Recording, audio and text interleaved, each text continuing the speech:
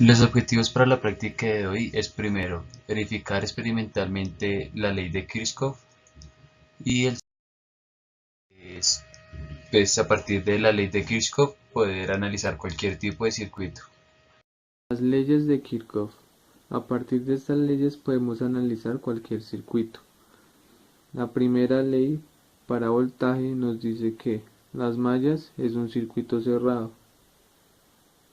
Entonces, dentro de una malla, la sumatoria de los voltajes aplicados es igual a la sumatoria de las caídas del voltaje, que es lo mismo decir que la suma algebraica de las diferencias de potencial a lo largo de una malla o dentro de una malla es igual a cero.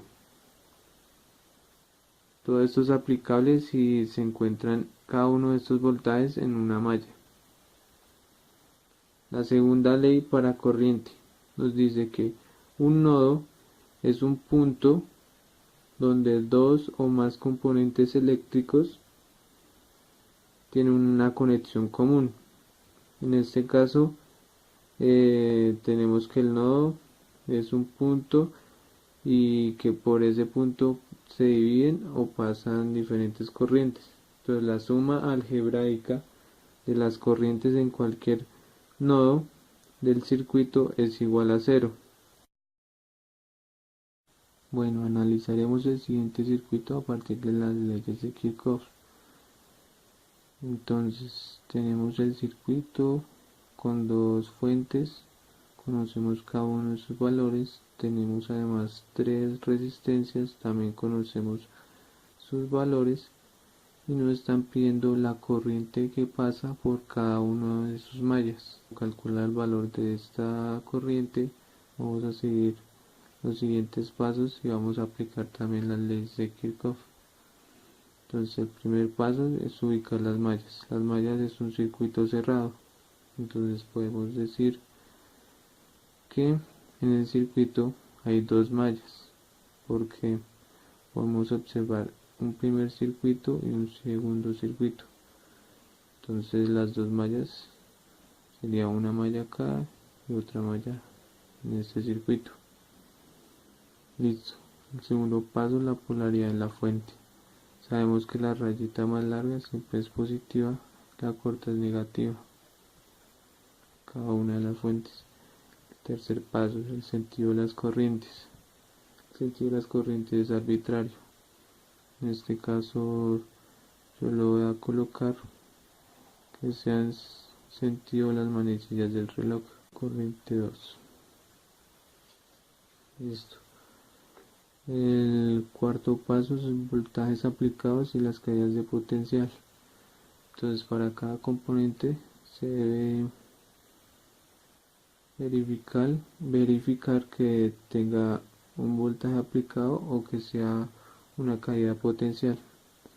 En este caso voy a arrancar desde este punto, voy a dar toda la vuelta para esta un primer malla. Entonces vamos a verificar.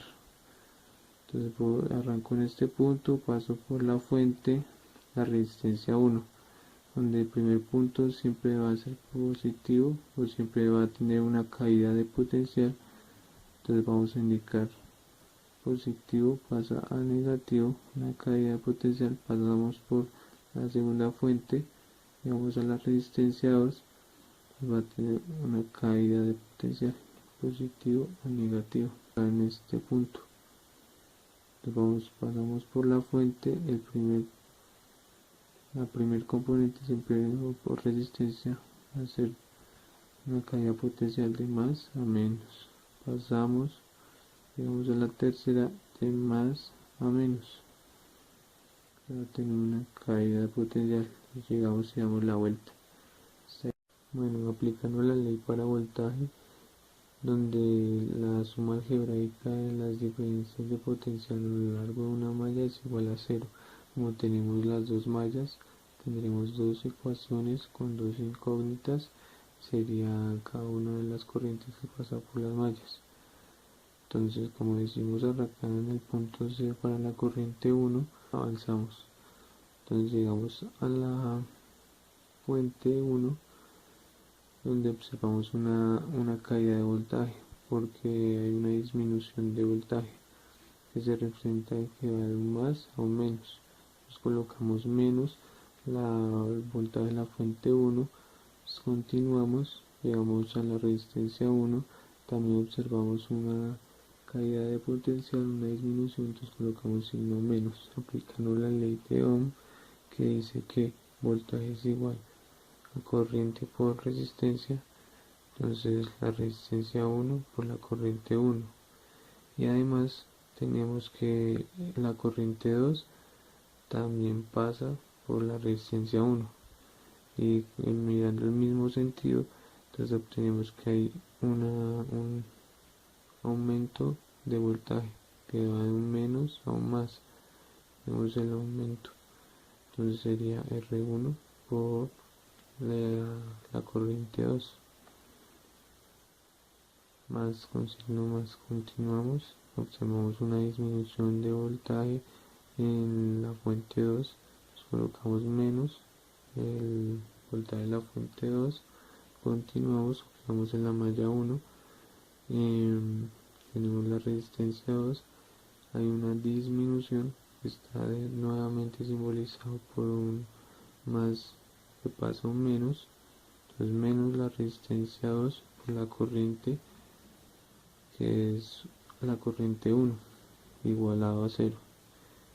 Igualmente hacemos la suma algebraica de las diferencias de potencial de la malla 2. Con las dos ecuaciones obtenidas a partir de la ley para voltaje de Kirchhoff, reemplazamos los valores ya conocidos en las dos ecuaciones y despejamos para los valores de las fuentes de cada una de las mallas. Hacer el montaje de la práctica, donde según nuestro esquema anterior, esta va a ser la resistencia 1, esta es la resistencia 2 y esta es la resistencia 3. Ahora pues con el montaje se tiene en cuenta que tenemos este multímetro, el cual está conectado en serie y mide la corriente, y este otro que está conectado en paralelo para medir el voltaje. Rompemos el circuito para poder medir la corriente en la resistencia número 2. Este es el valor en microamperios. Pero ahora para medir la corriente en la resistencia número 3.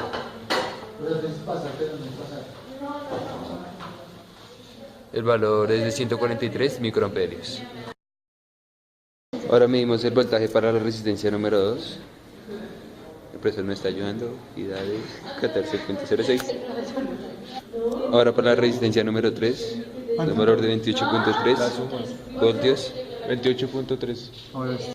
En la toma de datos para la resistencia número 1 encontrábamos un valor muy pequeño. En el caso de la corriente eléctrica era del orden de los microamperios y para el caso del voltaje fue de 0.1 milivoltios. En la práctica pudimos comprobar que la ley de Kirchhoff se cumple, confirmando que en un circuito eléctrico la suma de corrientes que entran a un nodo es igual a la suma de las corrientes que salen del mismo, y que en este mismo circuito la suma algebraica de las diferencias de potencial en cualquier malla es igual a 0. Bueno, acerca de la práctica que realizamos nos surgieron diferentes dudas. Una de estas es saber qué relación se tiene entre las corrientes. Por otro lado, al realizar los cálculos de esta práctica, es posible que los valores de la corriente teórica y la experimental sean iguales. También, ¿a qué se deben las posibles diferencias entre los resultados obtenidos? Por último, ¿por medio de qué principio físico podemos explicar el comportamiento de la corriente de un nodo en un circuito eléctrico?